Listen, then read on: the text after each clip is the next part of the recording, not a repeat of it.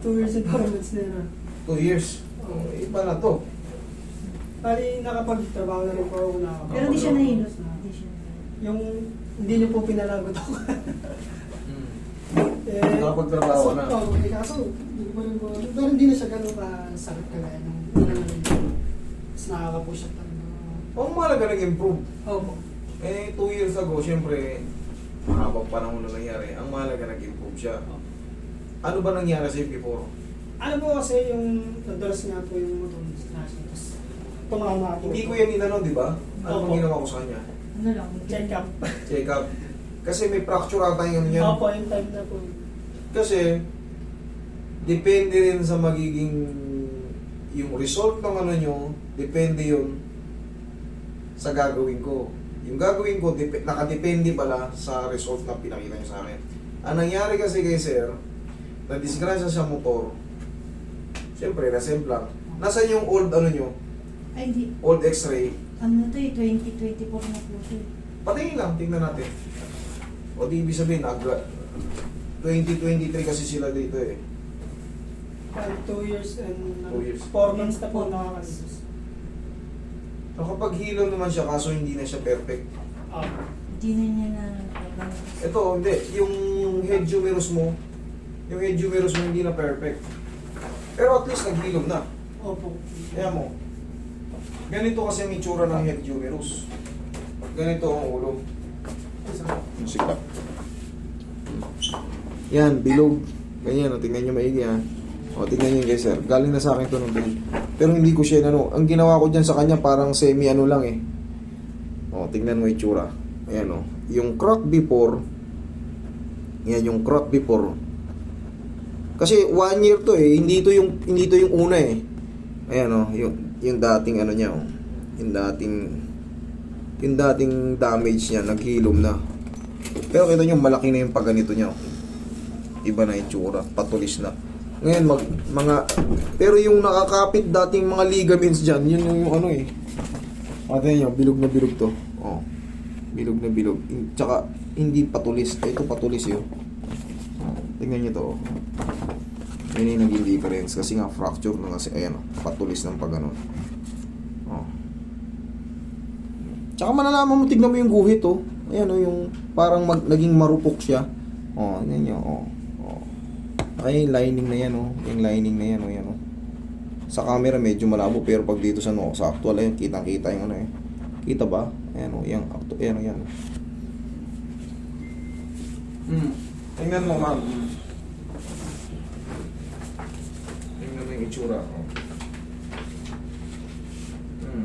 Ito yung normal. Tingnan mo yung lining na yan oh. Oh, tingnan mo dito walang buhit ng pagano. Oh, tingnan mo yung lining oh, wala. Yan. Pero sir, nakahilot na yan. Anong gusto mo mangyari? Ma-perfect sa ano? Pag-angat? kahit sana yung medyo maano. Paano lang naman po kung may magawa Sige, po. tingnan natin kung may improve pa, ha? Sige. Picture ako ng pasensya. Sige, video. Walang problema. Dapat kanina pa. Parang Picture lang po. okay. Ayan, oh, tignan mo yung dito mo, yung deltoid muscle mo. Oh.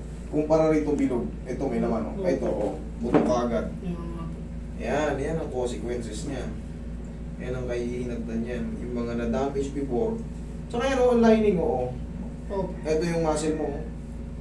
Pero sir, ang gagawin mo rito, ipupush up mo to.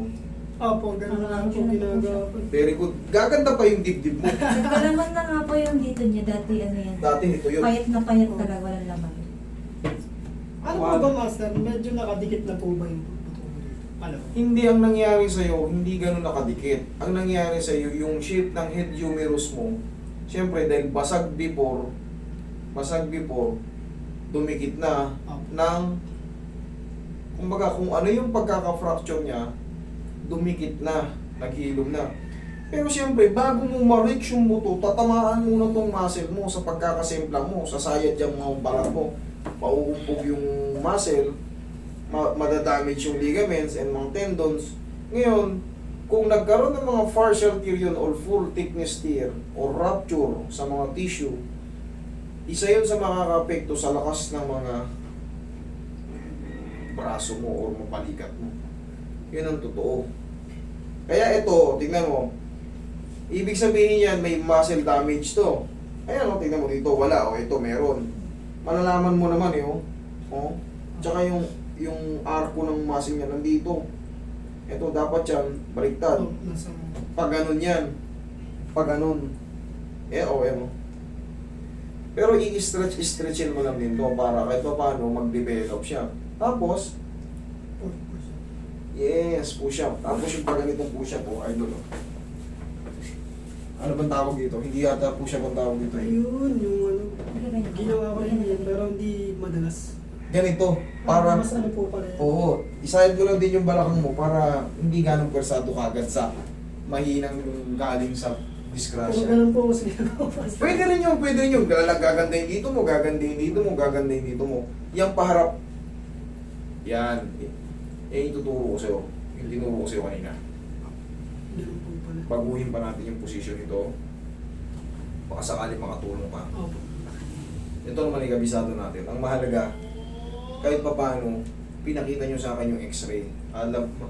Siyempre, sa tagal ng 2 years, 2 years na po. 2 years and 4 months po. kaya 2 years, sa tagal ng panahon na yun, makakalimutan ko yung files nyo. Opo.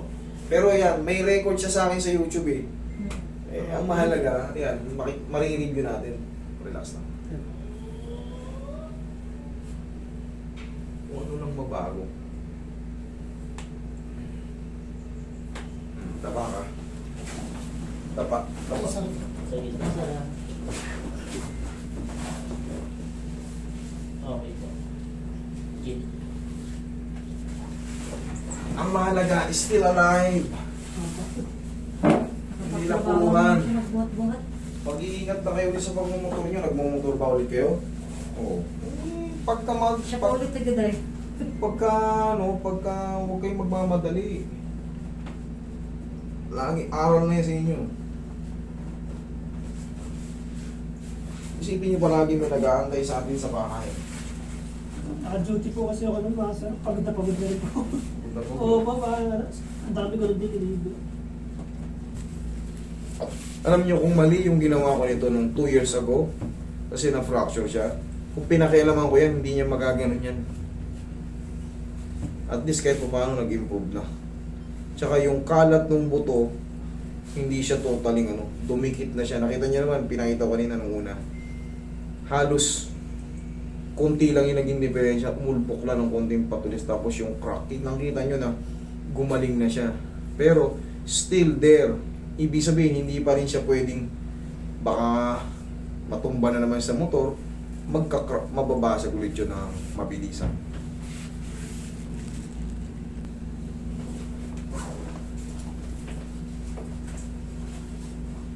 Piminto dun sa taas mo ito pala. Okay po ba? Yan, lagay sa tiyan mo, Mari. Relax na. Inhale. Exhale. Yan lang muna. Huwag tatayo at yan. Tandaan ko to, sir, ha? Yung tinuro ko, sir, ha? Ganito magiging exercise mo. Yan. Sa kama, punta ka sa kama mo. Sige po. Sa sopa lang. At mga pasambu-sambu na po. Yes, starting. Starting, ganun lang muna. Papetix-petix muna. Hanggang sa dumami na upo ka. Hanggang sa makaya mo na makaya.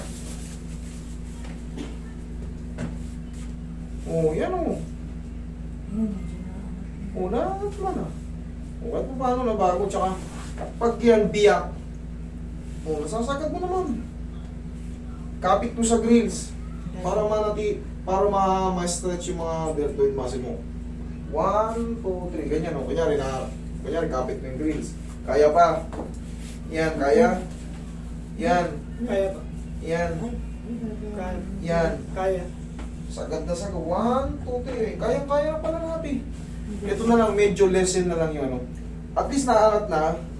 Pero may pagkukulang dito, honestly speaking. Hindi Apo. siya talaga yung totally kasi yung pagkabilog ng head humerus, naapektuhan yun. So, ang mahalaga, na siya, may gagalaw naman na magdi-develop pa yan. So, tapos, ibitin-bitin mo lang ganyan yung idol. Naangat na mali eh. 1, 2, 3. Hindi naman masakit. Medyo masakit.